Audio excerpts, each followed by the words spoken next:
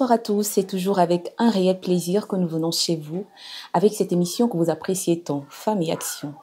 Aujourd'hui, nous recevons justement Madame Eyamiko Marie-Julie Esther qui fait ses preuves dans le domaine de l'entrepreneuriat.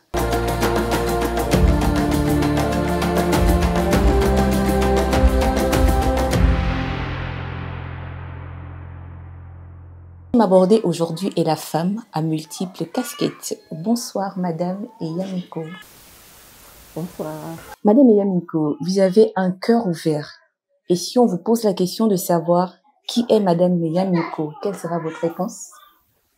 Alors, je dirais d'abord, je suis Madame Marie-Julie Moussamba, épouse Eyamiko. J'ai étudié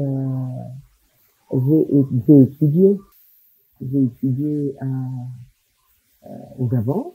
J'ai fait mon cursus primaire secondaire à Libreville au Gabon, au lycée de l'Orient. Je suis d'ailleurs parmi les premiers bacheliers de cet établissement. Ensuite, je suis allée au Maroc pour poursuivre mes études. Donc, j'ai fait mes études universitaires. J'ai encore au Maroc, précisément à l'IGA. Je suis sortie de là-bas avec une maîtrise, ce qu'on appelle en master 1, en gestion finance et comptabilité. Et j'arrivais ici, j'ai donc fait un DSS en économie de formation.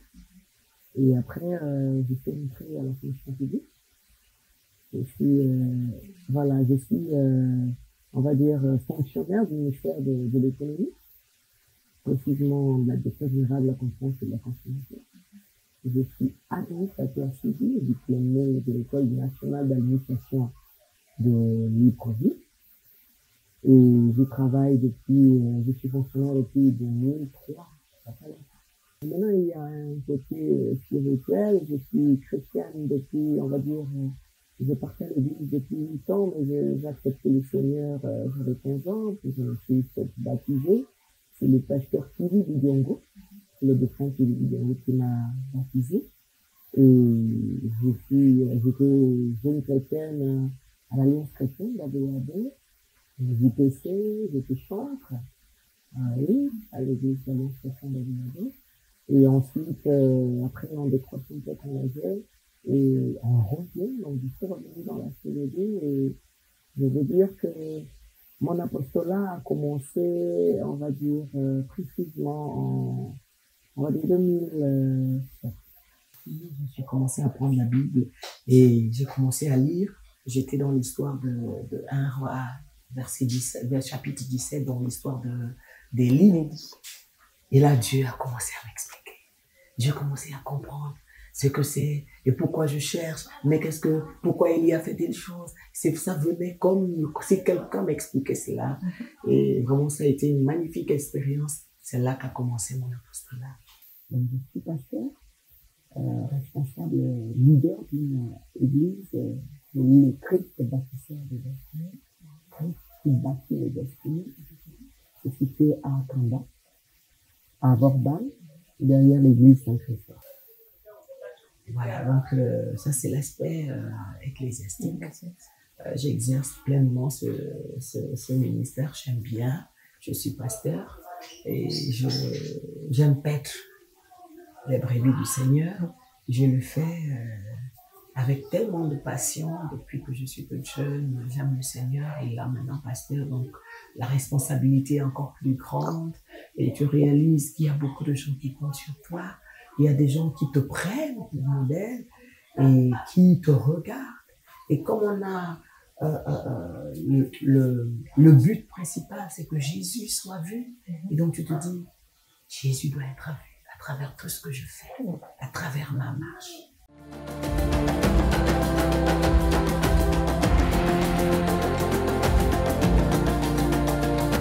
La femme, au cœur des questions sociaux, politiques, avec une participation remarquable de plus de 70%. Femmes et Action est dans cette émission, mettons en valeur l'action de la femme selon son secteur d'activité. Et ça se passe tous les samedis à partir de 19h sur Alpha. Le rendez-vous est donc pris, Femmes et Action. Allez, passe le message.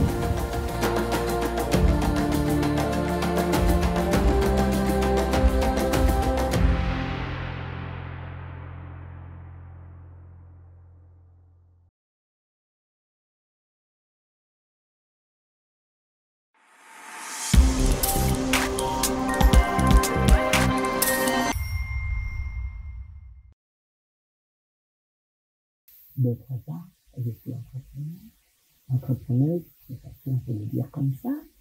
Donc j'ai plusieurs activités, mais plus l'Institut de beauté. Au départ, en fait, elle naît de l'idée du fait que souvent, un peu plus jeune, beaucoup de mes frères aimaient que je leur fasse des soins du corps. Et donc je le faisais pratiquement, je faisais parce que j'aimais bien et tout ça, et je fais à beaucoup de fleurs dans le sang, comme en Christ. Et à partir de cela, je me suis dit, une activité, pour que je fasse ça à la maison, je fais l'activité. Et puis avec la création du ministère, la naissance du ministère, je me suis dit, il y a beaucoup de jeunes filles chrétiennes qui viennent à l'église et qui ont la mettre en vie.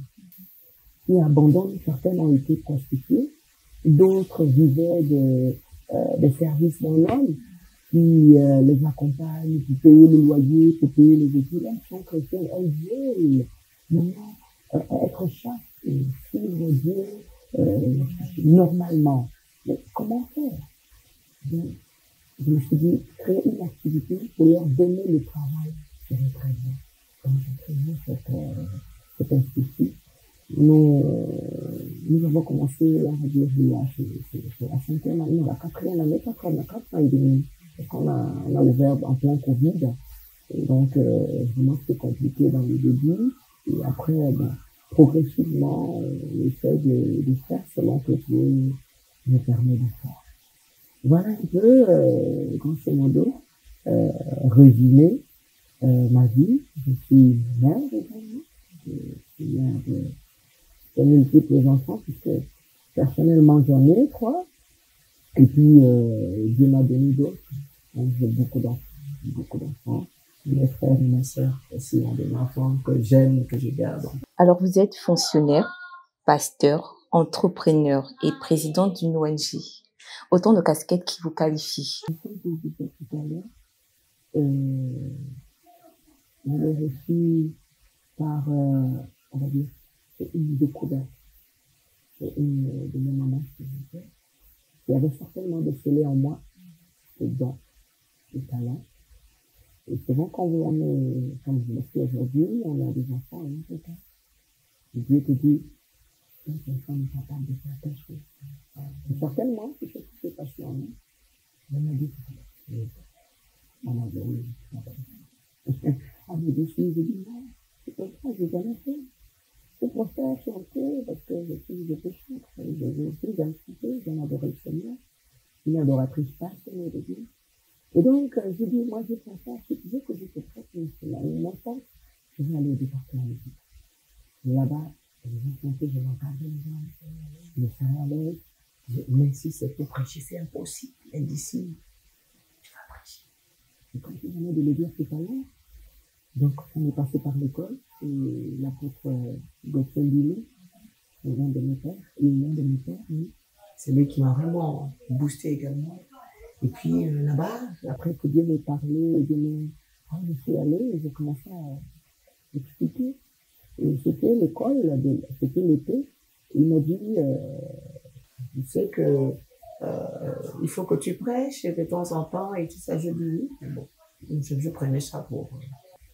Et puis ce qui s'est passé, c'est que j'étais moi major de la promotion. Major de la promotion, c'est ça qui doit faire le méchant.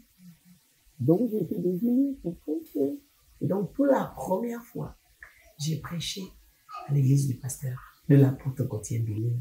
J'ai été surprise de voir comment les gens se sont levés pour acclamer, pour venir déposer les offrandes et tout ça. Je dis, qu'est-ce que j'ai dit, moi? Qu'est-ce que j'ai dit?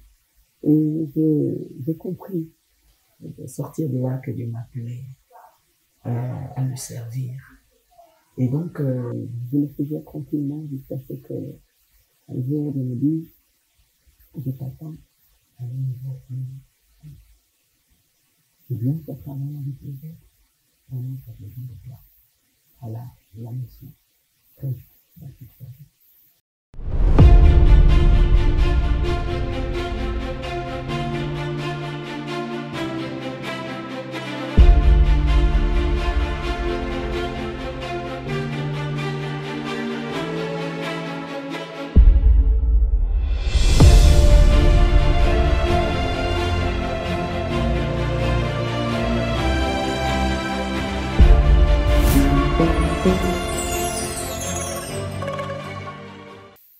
Et je suis beaucoup plus dans le couloir de la femme. Parce que la femme, pourquoi? Parce que j'ai eu du mal à me marier. J'ai eu du mal. Et heureusement que je suis chrétien. Heureusement que je suis chrétien. Donc dans la prière, dans la méditation, Dieu a fait ça. Et en rentrant dans le mariage, je me suis dit, mon témoignage aiderait beaucoup. Beaucoup de femmes sont dans une situation difficile, ne savent pas pourquoi elles ne se marient pas. Elles sont des très belles femmes, elles sont instruites, elles ont tout ce qu'il faut pour bien avoir un mariage. Mais après, maintenant, commencer la relation, au moment où elle y a son corps, elle s'arrête. Et elle reprend à zéro. Parfois, ça fait des années, personne ne la drague. C'est autant de questions que j'aime traiter avec les femmes parce que je suis passée par là. Donc, mon apostolat, c'est vraiment, ça a été une découverte d'abord par mes pères, donc Maman Zoé et le pasteur, l'apôtre Gauthier Bullet, et ensuite Dieu m'a parlé directement. Alors, personnellement, je peux retenir par ce témoignage que les voix de Dieu sont insondables. Et comment se porte votre église aujourd'hui? L'église, elle se porte bien. Vous savez, l'église, on ne la fait pas, on ne la bâtit pas charnellement. La Bible dit que si l'Éternel nous bâtit, ceux qui bâtissent travaillent en vain. L'église, c'est Christ qui bâtit. Et lorsque on met en Dieu sa confiance, il agit. Donc, dans le cadre de l'église, ça se passe bien. Ça se passe bien lorsqu'on se soumet au Saint-Esprit de Dieu qui est notre patron. Ça se passe bien. Mais lorsqu'on ne suit pas le Saint-Esprit, c'est difficile parce que c'est gérer les gens. Mais gérer les gens à la dimension spirituelle. Gérer les gens à la dimension naturelle, c'est déjà difficile. Et lorsqu'il faut les gérer à la dimension spirituelle, c'est-à-dire porter leurs problèmes spirituels, porter leurs difficultés spirituelles, et puis amener ces choses-là à être résolu par le Saint-Esprit de Dieu. C'est compliqué.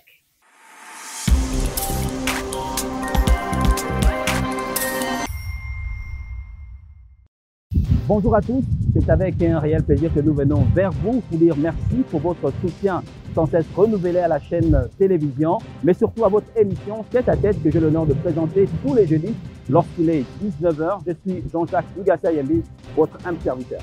Merci à vous, chers internautes et abonnés de Alpha TV La Web. Merci également aux femmes qui, depuis quelques temps, apportent leur soutien incontournable à l'émission Femmes et Action. Une émission que je présente tous les samedis à partir de 19h. Je suis Maya Meza, au service de la femme. Mais ce n'est pas tout. Alpha Télévision pense à votre place et répond à vos aspirations. Ça y est, un nouveau concept pour vous, le citoyen. Un micro-trottoir qui met en lumière les valeurs du Gabon. Et c'est tous les mardis à 19h sur Alpha Télévision.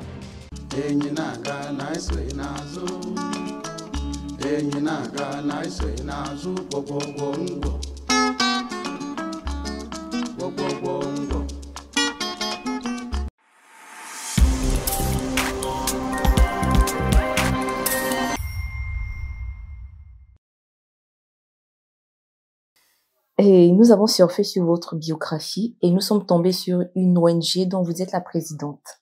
Vous pouvez nous en dire plus? Alors, je voudrais dire que l'ONG vient d'une idée, d'une vision. Comme je vous le disais tout à l'heure, je le fais de la femme. Parce que je sais que la femme a une triple vie. La femme a la dimension de la femme, de l'épouse. La femme a la dimension de mère. La femme a la dimension de la gardienne. Gardienne des enfants, gardienne du monsieur, gardienne de la famille, de la belle famille, gardienne de beaucoup de choses.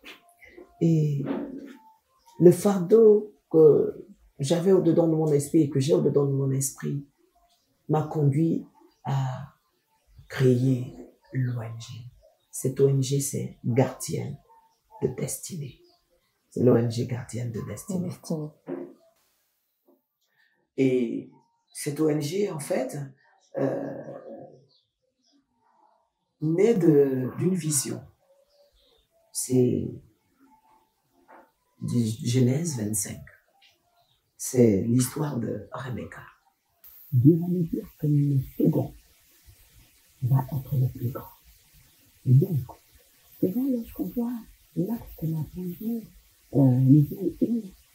Isaac va pouvoir bénir des enfants. Les enfants, il va dire à Isaïe, va chercher à manger et tout ça, puis je vais te bénir, et puis elle l'a entendu. Souvent, les gens prennent ça comme elle a mal fait, ce n'est pas possible, elle n'aurait pas dû.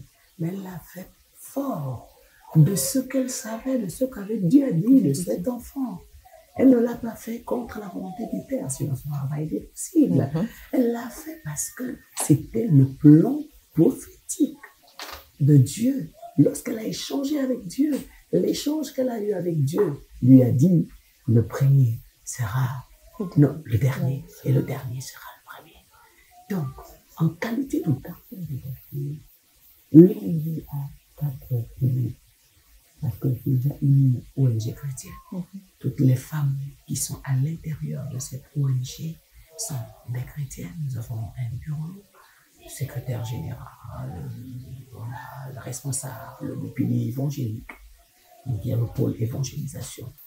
Nous avons le pôle santé. Dans le pôle évangélisation, effectivement, nous organisons des séminaires, des conférences sur des thèmes multiples et variés en rapport avec l'évangile et la femme. Nous avons le pôle santé. Dans le cadre de la santé, nous avons des caravanes médicales. Toujours axé sur la pathologie féminine. Ça peut être des aussi de la qualité physique, comment la femme doit s'entretenir, qu'est-ce qu'elle doit mettre, comment elle doit traiter ses sous-vêtements et tout ça. Donc des situations en rapport avec la santé féminine. Ensuite, nous avons le pôle social. Nous faisons à travers cette mission de dons. Nous distribuons des kits, que ce soit des kits vestimentaires, des kits alimentaires, à manger, tout ça,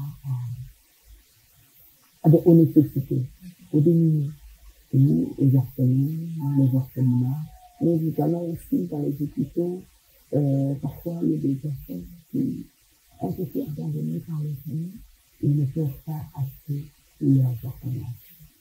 Bonjour à tous, c'est avec un réel plaisir que nous venons vers vous pour dire merci pour votre soutien sans cesse renouvelé à la chaîne télévision, mais surtout à votre émission Tête à Tête que j'ai l'honneur de présenter tous les jeudis lorsqu'il est 19h. Je suis Jean-Jacques Ugassayembi, votre humble serviteur.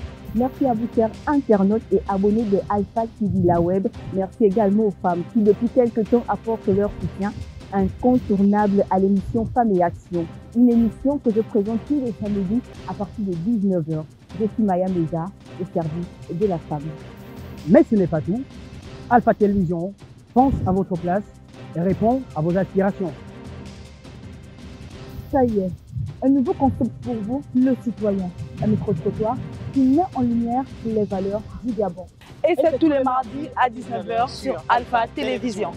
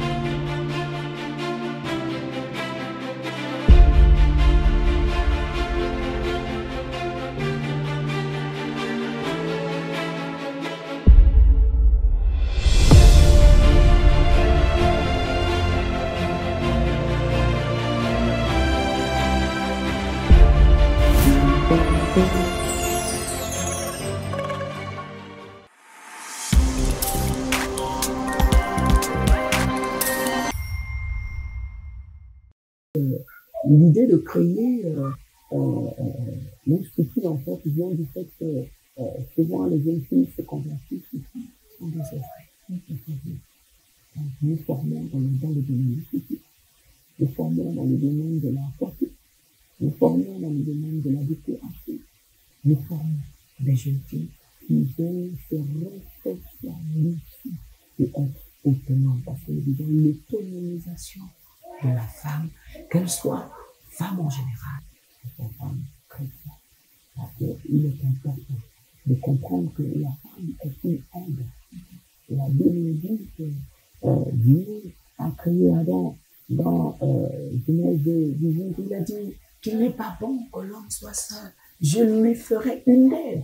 Dieu n'a pas dit je lui ferai un problème semblable. Dieu n'a pas dit je lui ferai une charge semblable. Dieu a dit je lui ferai une aide. Et je vais souvent dire aux femmes que aide veut dire aider. Aider en hébreu veut dire secours. Celui qui secourt l'autre, c'est celui qui est fort.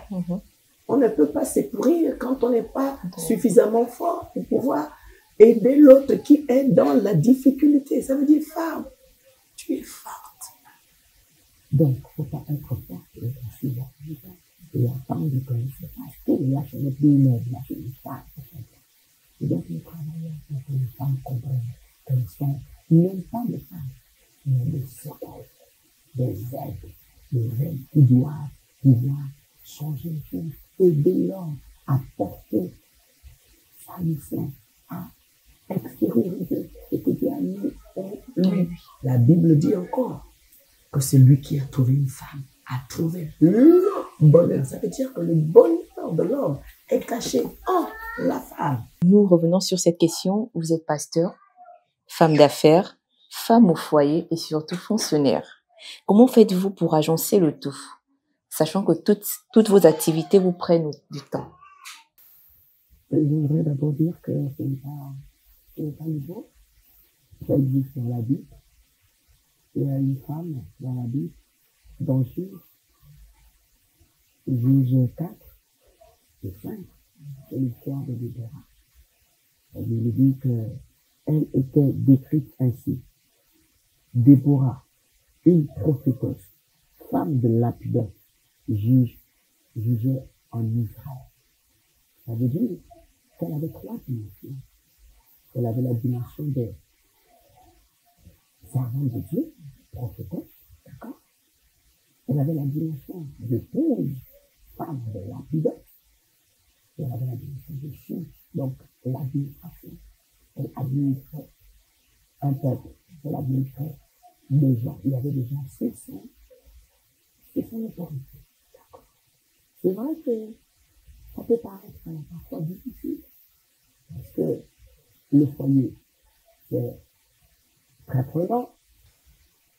Quand tu tombes sur un homme qui ne veut pas manger la nourriture de la dame de ménage, tu dois préparer. C'est tout à fait son droit. C'est normal. Tu dois le faire. Ensuite, tu es pasteur. Là aussi, c'est très prenant. Ensuite, tu es dans l'administration. Tu dois être un modèle dans l'administration. On te demande de venir à 7h30. Tu dois être à 7h30 au travail. Après, c'est 7h30 au travail. Tu as des réunions ecclésiastiques. Après, avant les réunions ecclésiastiques, il y a l'affaire, le business. Il faut concilier tout ça. Ça peut paraître compliqué, mais lorsqu'on a de la rigueur, il faut avoir beaucoup de rigueur. Beaucoup de rigueur dans la gestion de son temps. Sinon, on n'y arrivera pas. Sinon, il y a un côté qui prend un coup. Et lorsqu'un côté prend un coup, Dieu me demandera des comptes. Donc, ce n'est pas facile, mais je le fais par la grâce de Dieu. Par la grâce de Dieu, j'y arrive. Je sais le faire selon que Dieu me donne la force de gérer mon ministère. Je me donne la force de maintenir mon foyer. Parce que mon premier ministère, c'est mon foyer. Mon mari, il est chrétien. Mais qu'il soit chrétien ou pas, j'ai l'obligation d'assumer mes devoirs de femme.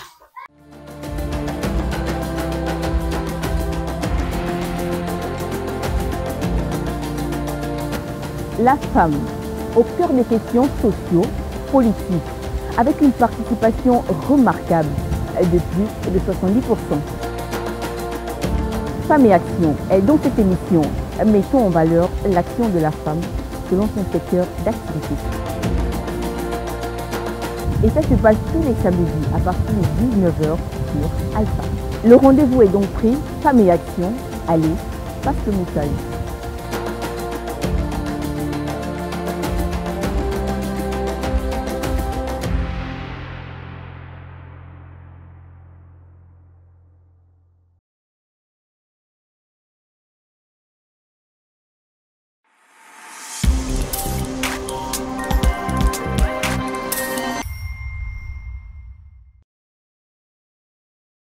Sinon, ce qui concerne en action, je vais venir, quand on entend femme, ensuite action, on voit la femme en activité. On voit la femme qui doit être au cœur de la société. Quand on voit la femme, activité ne veut pas forcément dire qu'elle est fonctionnaire. En activité, la femme, même si elle est famille, elle doit peut-être qu'elle est. Et donc, cette plateforme, femme action doit pouvoir permettre non seulement aux femmes de se parler entre elles, de se sensibiliser, de se partager les expériences. Parce que mon expérience peut aider, comme nous disons à l'église, le jargon ecclésiastique, c'est un témoignage pour quelqu'un. On peut édifier une femme, notre femme, pour encourager une femme. Donc, ça doit être une plateforme interactive qui permet aux femmes de partager les expériences, qui permettent aux femmes de se sensibiliser, qui permettent aux femmes de venir partager avec les autres ce qu'elles savent faire, leur savoir-faire. Parce qu'il y a aussi des savoir-faire, parce que la femme qui est entrepreneur, moi, en ce qui me concerne, moi, je fais esthéticienne, d'accord? Je me fais le soin du corps, le soin du visage. C'est ma passion. Pourquoi je le fais? Pourtant, j'ai un salaire à la fonction publique. Je pouvais me dire, bon, c'est pas un salaire, c'est les tomber. Je fais tout ce côté-là. Non, ça fait partie de mes dons. Dieu m'a donné ça. Je ne peux pas laisser dormir. Donc, il y a des femmes comme ça qui dorment encore, qui ne savent pas qu'elles peuvent faire quelque chose de leur main. Donc, mon passage, pour leur permettre de se revenir. Donc, en fait, la plateforme Action, ça permet d'être comme une plateforme d'éveil de la femme, pour qu'elle puisse se dire, mais attends, j'aime dire, je ne suis pas en promotion, il y en a qui se vendent moins cher.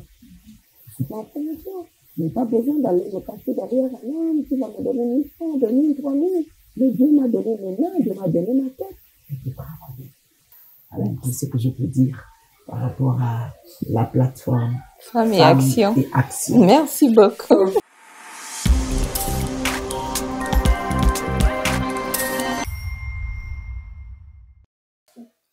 Mesdames et messieurs, c'est ici que prend fin ce numéro de Femmes et Action. Merci de toujours nous écrire car ça nous encourage davantage. Au revoir et à samedi prochain.